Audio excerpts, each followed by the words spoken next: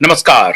India debate में आप सबका स्वागत है। मैं हूं आशुतोष पाठक। मित्रों, आज मैं आपके लिए, वैसे तो मैं रोज नई बात आपके लिए लाता हूं, आज एक ऐसी बात है जिस पर आपको चर्चा करनी चाहिए और विचार करना चाहिए। बड़ा एक्सपोजे है और इसीलिए मैं मुस्कुरा रहा हूं क्योंकि बहुत सारे लोग जो हैं वो राजनीति में इस प्रकार का व्यवहार करेंगे, ऐसी अपेक्षा उनसे कम से कम की नहीं जाती, जो आजकल वो कर रहे हैं। सबसे बड़ी बात यह है कि आज उपराष्ट्रपति के लिए मतदान हो रहा है और शाम तक में मेरे ख्याल से रिजल्ट भी आ जाएंगे। पूरी जो बैटरी अभी तक लग रही है कि आज के चुनाव में उपराष्ट्रपति का उम्मीदवार इंडी अलायंस के बी सुदर्शन रेड्डी जी जीत जाएंगे और मोदी जी की जबरदस्त हार होगी, सपना सजा करके बहुत सारे लोग दिल्ली में कैंप कर रहे हैं। बहुत सारे लोग, बड़े बड़े पत्रकार भी कैंप कर रहे हैं, नेताओं से मिल रहे हैं, उनको मोटिवेट कर रहे हैं। यही मौका है, अभी नहीं तो फिर कभी नहीं, जल्दी करो, नहीं करोगे तो बुरी तरह से फंस जाओगे। ये मोदी सत्ता नहीं छोड़ेगा, मोदी कंटिन्यू करेगा। सब लोग मिल जाओ, इकट्ठे हो जाओ और उपराष्ट्रपति एनडीए के उम्मीदवार को हरा दो। ये सब चल रहा है। होना ढाक के तीन बात है, नतीजे आ जाएंगे, नतीजे का इंतजार कीजिए। होना ढाक के तीन बात है और सभी एनडीए के अलाय पूरी तरह से एकजुट हैं।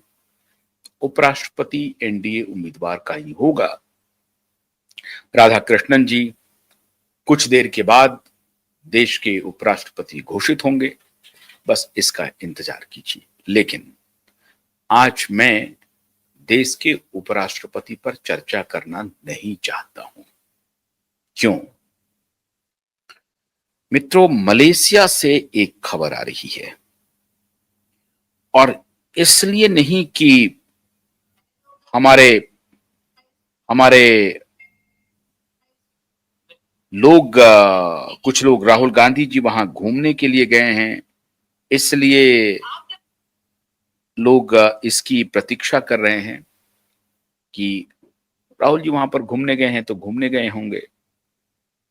इतना बड़ा कोहराम क्यों मच गया है? कोहराम मचना बहुत जरूरी है। कल नेपाल में, भारत के पड़ोसी देश में, वही हुआ जो बांग्लादेश में हुआ, वही हुआ जो श्रीलंका में हुआ। और ये पूरा साउथ, ईस्ट और नॉर्थ, भारत के तीन कोने में, साउथ में श्रीलंका, ईस्ट में बांग्लादेश और नॉर्थ में नेपाल, समुद्र के उस तरफ भी और हिमालय के इस तरफ भी, और इधर जो मैदानी इलाका है पूरब में, उस तरफ भी भारत प्रोटेक्टेड है। इधर से हिमालय से और इधर इधर समुद्र से और इधर हिमालय से। लेकिन भारत के तीन दिशाओं में वो घटना घट गई जिसकी अपेक्षा बहुत दिनों से की जा रही थी और वो घटना हो गई। अब तात्कालिक कारण कुछ भी रहा हो, लेकिन डीस्टेबलाइज करने का, सरकार के खिलाफ इस हद तक बिगुल बजाने का, नेपाल में जो कल प्रदर्शन हुए हैं उसमें 20 यंगस्टर्स की मौत हुई है और जबरदस्त वायलेशन हुआ, वायलेंस हुआ,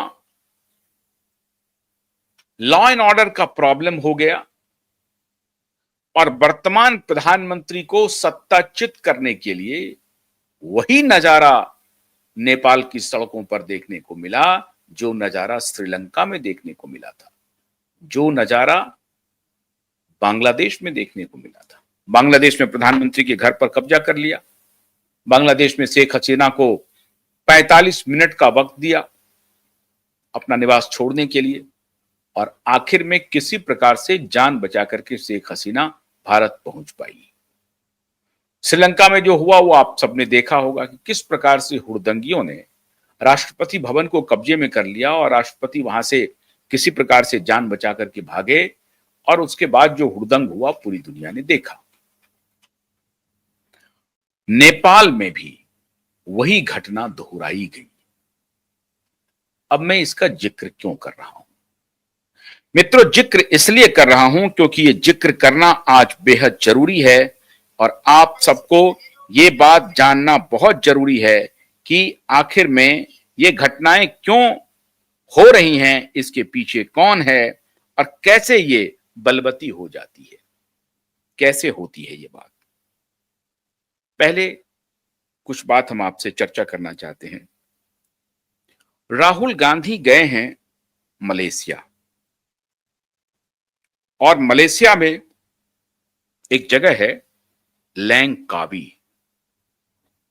लैंकावी कुआलालंपुर से 500-600 किलोमीटर की दूरी पर है। मैं कुआलालंपुर का क्यों जिक्र कर रहा हूं? क्योंकि कुआलालंपुर में 26 से 28 अक्टूबर तक